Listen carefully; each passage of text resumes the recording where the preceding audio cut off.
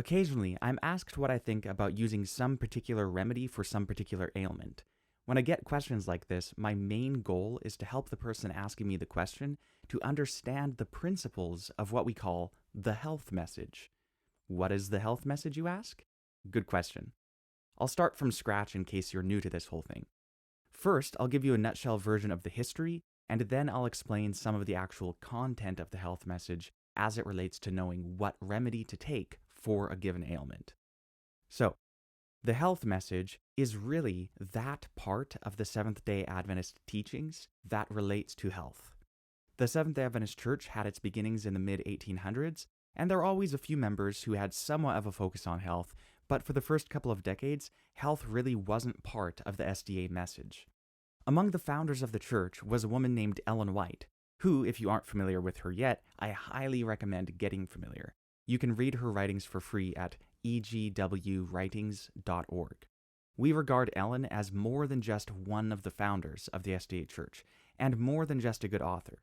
We believe God called her to bear his message and be his spokesperson, just like he called people in ancient times, like Jeremiah or Hosea or Paul.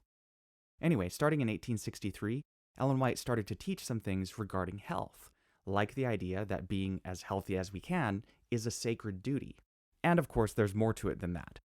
Since you're listening to this podcast, you're probably also aware of the fact that I believe God has called more messengers after Ellen White died, and they have continued to teach things about health as well. So I consider all of that to be part of the health message.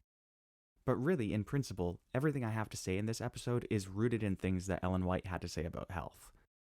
Unfortunately, a lot of people over the years have greatly misunderstood the health message, thinking that it entails some form of alternative medicine, or that it should lead people to discard at least some of modern scientific medicine.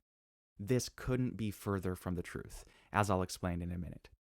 But since misconceptions abound, when I'm asked a question about some remedy, a lot of what I have to do is clarify what the health message is and what it isn't. So, here are some of the fundamental principles I find myself often trying to communicate. The health message recommends science-based medicine and warns against what we now call alternative medicine.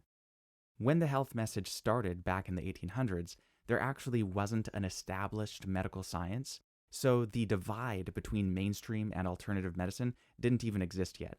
But still, the health message from the earliest days recommended using science to determine best medical practice, and it recommended against using anecdotes and personal experience as a guide.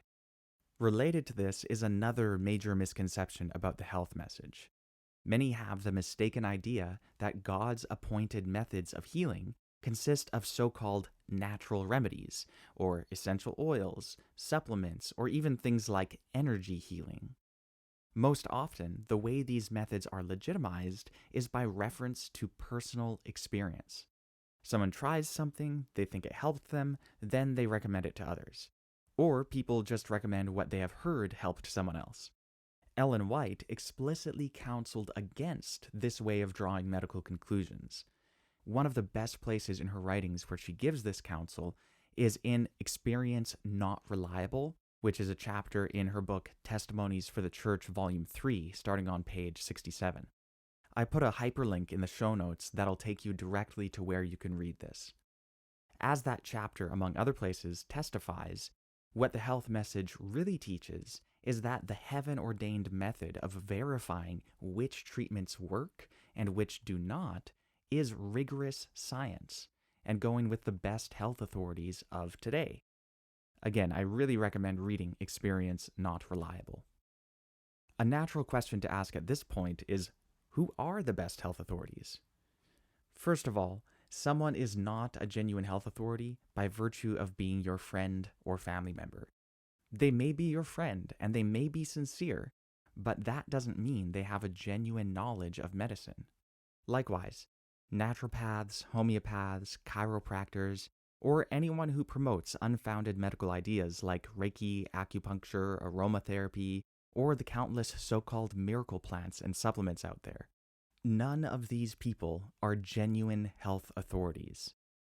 The true health authorities are those who advocate science-based medicine and are experts in genuine medical sciences like virology, cardiology, oncology, immunology, neurology, and the list goes on.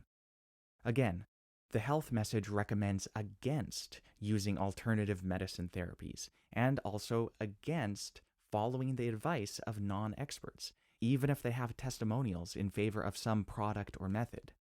Instead, the health message recommends following professional medical advice from real experts. Of course, individual doctors can be wrong, and plenty of doctors and institutions fall short of true science-based medicine. This is why it's important for you as an individual to become informed as to what true science-based medicine is, and also to do your best to find doctors who use the best practices. In general, the recommendations of most real doctors at real medical institutions are grounded in science. But if you hear a doctor, or anyone else for that matter, start to recommend things that are not science-based, like alternative medicine therapies, or if they start to speak against things that are established science, like vaccines, you shouldn't listen to what they're saying just because they're a doctor. No, if they start speaking against established science, or if they start promoting alternative therapies, it should raise some red flags, and you should seek for better sources of health information. I have a list of recommended resources, by the way, on our resources page. That's bdsda.com/resources/#health. But if you're not at your computer right now, just try to remember ScienceBasedMedicine.org. Again, that's ScienceBasedMedicine.org. It's a great resource put together by genuine medical experts who advocate science-based medicine. Also, since you evidently listen to podcasts, check out Quackcast. It's a review of alternative medicine from a science-based medicine perspective. So, since the health message is opposed to alternative medicine, does that mean it's in favor of mainstream medicine? Well, what's mainstream can change over time and might even be different from country to country. Really, the health message is just in favor of science-based medicine. But mainstream medicine today is a lot closer to science-based medicine than is alternative medicine. Mainstream medicine isn't perfect, but what's wrong with it is not its dissimilarity to alternative medicine. Rather, it is its similarity to alternative medicine. So the solution is not to become more like alternative medicine, it is to become less like alternative medicine. I should also add that sadly, over the past few decades, there has been an increase of acceptance of alternative medicine in mainstream medical institutions. This is definitely a step in the wrong direction, but just because these alternative therapies are being embraced by more and more medical institutions doesn't mean that it's any more science-based. The solution to the problems in mainstream medicine is actually more scientific rigor, not less scientific rigor, as is the case with alternative medicine. And we should hold personal experience in lower esteem, not higher esteem, again, as is the case in alternative medicine. Furthermore, we shouldn't fall prey to conspiratorial thinking or to the idea that so-called natural remedies are better by virtue of being natural. If you've read or listened to other things I've produced on this subject, you're probably familiar with the fact that natural versus unnatural isn't really a clear-cut category anyway. But that's definitely a subject for another time. If you'd like me to explain that on the blog and here in the podcast, just let me know in a comment and I'll definitely add it to the list.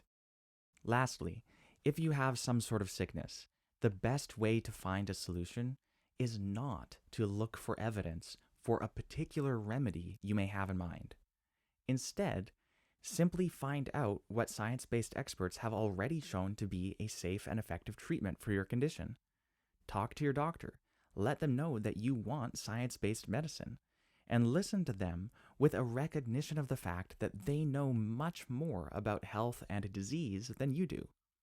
Don't assume that you know what your ailment is, or that you know the proper treatment. Get a real diagnosis using scientifically founded diagnostic methods, and then follow the treatment your physician recommends. If you're listening to this and wondering, is that really what the health message teaches? Again, read Ellen White's chapter, Experience Not Reliable. There's a link right there in the show notes. If you have questions or comments, whether related to this specific episode or to other things we've covered on the podcast, I'd love to hear from you. Each episode of this podcast is actually based on a blog post I've written, so you can just comment directly on the blog. And if you ever wonder how to get to the right blog post, I always put a link to the corresponding blog post in the show notes for each podcast episode. Thanks so much for joining, and talk to you next time.